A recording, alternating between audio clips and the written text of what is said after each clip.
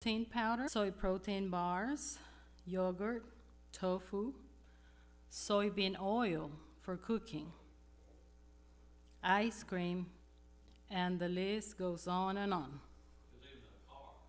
A ca- Really? I did not know that. But today we're talking about food.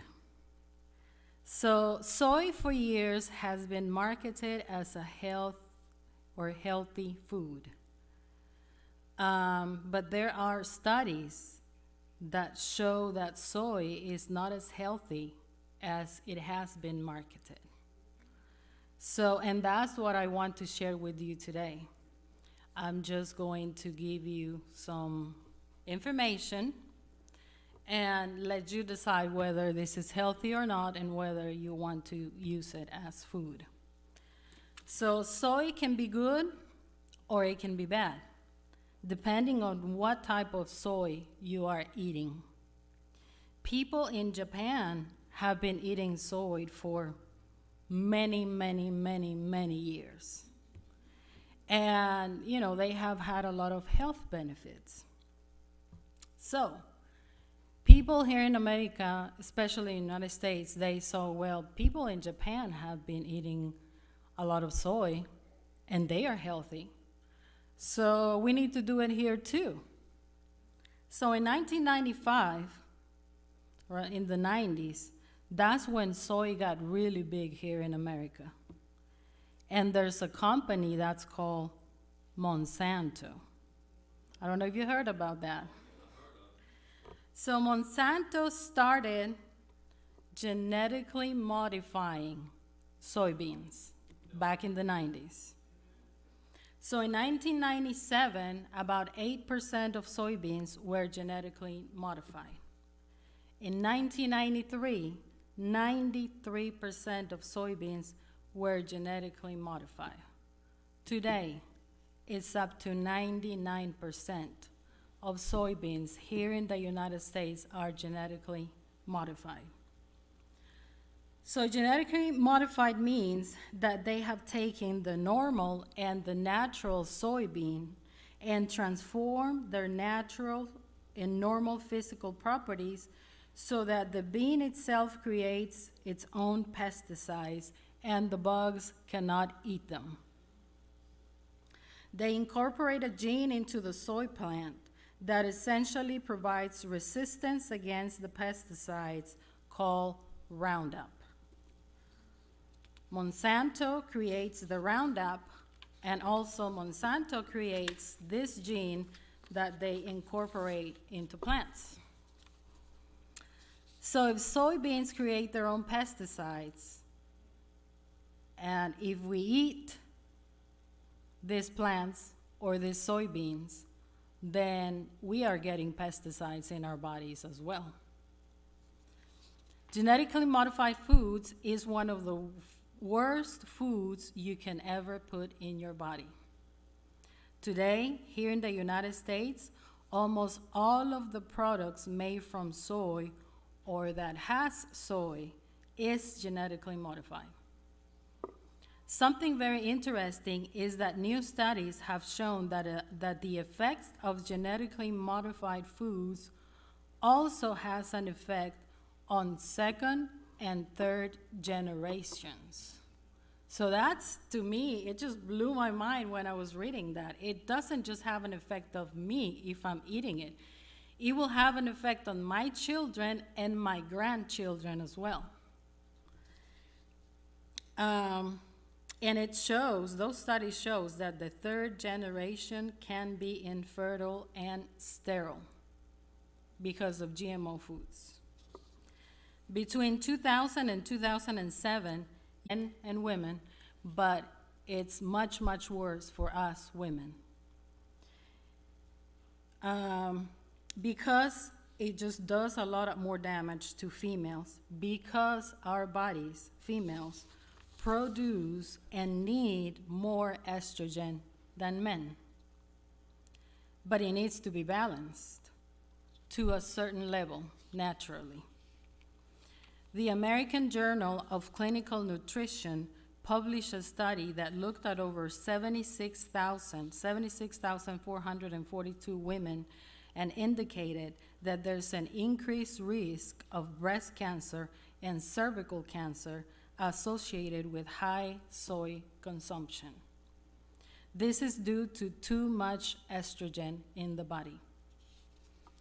With men, there are studies from cancer epidemical biomarkers that demonstrated that soy protein consumption led to a significant decrease in testosterone and a lower sperm count.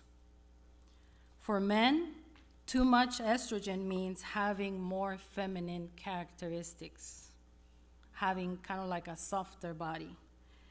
And this is why men who consume processed soy products can have something commonly known as man breast or man boobs, as they call it. Also, processed soy products disrupt our hormones, especially our thyroid hormones. Sometimes we see a massive increase in our normal hormones. Sometimes we see a decrease. Studies done by the American Journal of Clinical Nutrition show that consuming processed soy products decrease T3 and T4, and those are two primary thyroid glands, thyroid hormones, and it also triggers an increase of T3 and T4. So it depends on the person how it's going to affect them, because all of us are not the same, we're different. So it affects everyone different, but it definitely has an effect on our hormones. So this means that if you are hypothyroid, which is for those people who their thyroid is working slow or slower than it should be, it can affect in a negative way. And for the people who are hyperthyroid, which is people who have their thyroid working much faster than it should be, it can also have a bad effect for them. It's triggering effects one way or the other that should not be occurring. Another problem with processed soy are something called adjuvants. These are compounds which stimulate an immunological response. This is triggering inflammation in your body. It triggers the activation of our immune system and is causing inflammation. So soybean oil is a very fragile oil. It's a very low quality oil, but it's very shelf stable and is very cheap to produce. That's why it is so marketed out there and is so used. But it's really cheap and is so mass produced that we can find it in almost all the processed food out there. Soybean oil. Veggie burgers, cookies, you know, the so famous Oreo cookies, chips, dressings, peanut butter, chocolate, breakfast foods. You can find it in nearly everything, all the processed food out there. So that's why I always say be careful when choosing your food.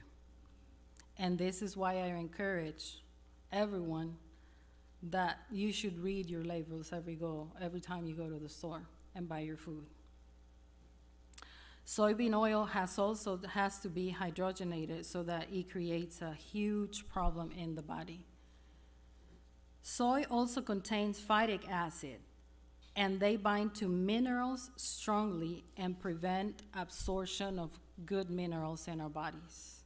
It tends to bind to B12 and magnesium for the most part. And so what they do is that they decrease our storage of B12 and magnesium in our bodies. Also, soy has some natural enzymes inhibitors. This is a natural protection against the parasite that the soybean has. What they do is when a parasite enters the soybean, it acts against the parasite and it kills it. This translates over to us as well. These enzyme inhibitors make it as to that our enzymes are not able to do their job as well, and the pancreas has to produce more enzymes to try to digest our food.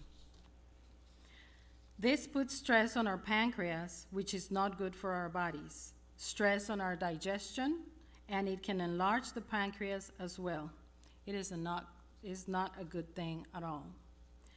Hexane is a solvent that is used to dehull the soy when it's being processed.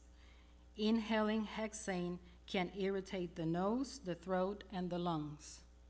Exposure can cause headache, nausea, vomiting, dizziness, and passing out. Higher levels can cause coma and death. There is not currently any FDA regulation as how much hexane should be used in soybeans.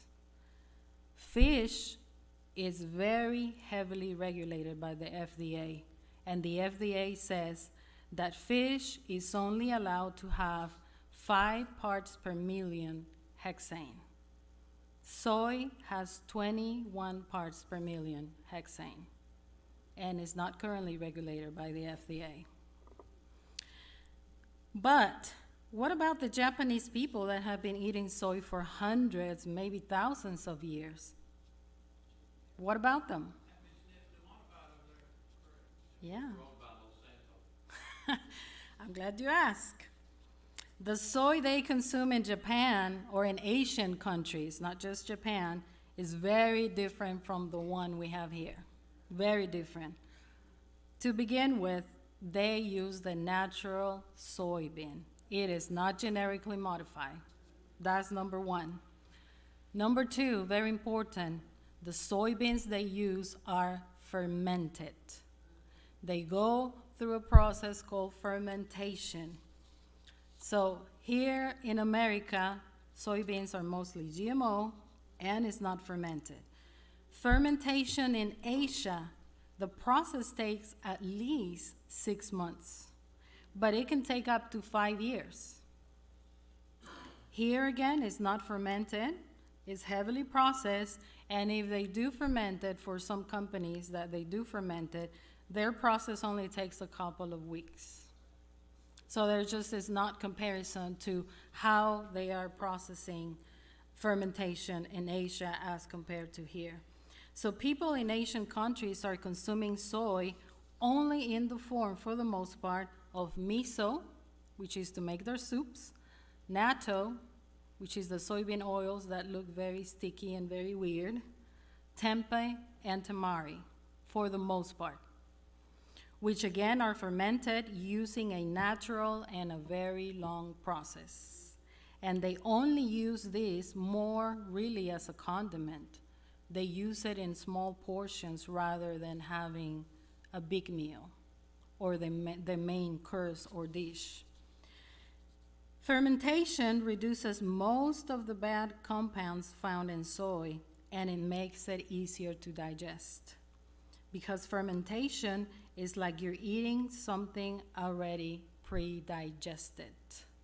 That's what fermentation does to the food. This is why sauerkraut is so good for you too, because it's pre-digested for you. And who doesn't like sauerkraut? I do. I love it. 1 Corinthians 10:31 says, so whether you eat or drink or whatever